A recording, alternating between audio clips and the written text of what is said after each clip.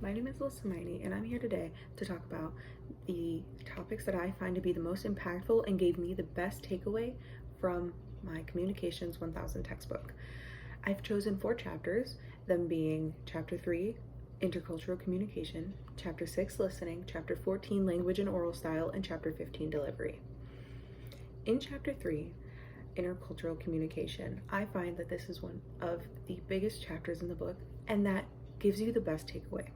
It reminds you that there are people who are very different from you, and with that comes a mindfulness of how you talk to them.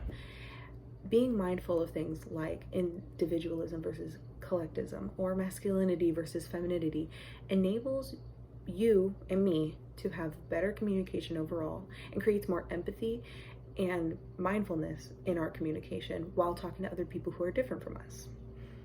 In Chapter 6, Listening, I find that this is also a really good one because in a sense you get to learn that listening is an important part of making effective communication. When you learn how to listen to your partner, you then understand and are able to better communicate your ideas to them. I think another great part of the listening chapter is learning about your listening style. So for example, mine is people-oriented, and with those listening styles come good things, but then also challenges.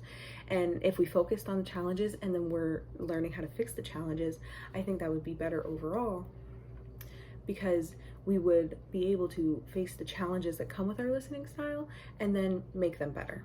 In Chapter 14, the language and oral style, I find that that's a very important part of the book because it tells you how to make your speaking more effective in ways of creating better credibility or things like that, and also talking to different audiences who might not be on the same wavelength as you, but with words you can make them.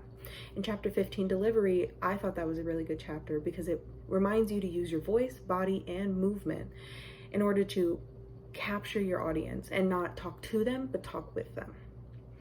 Within this video, I talked about 4 great subjects to be able to go back and learn about and why they're so important. And they're so important because they help you with empathy and with kindness while communicating. And remember that it doesn't matter if you think you're the best communicator in the world, we can always learn. And thank you for listening.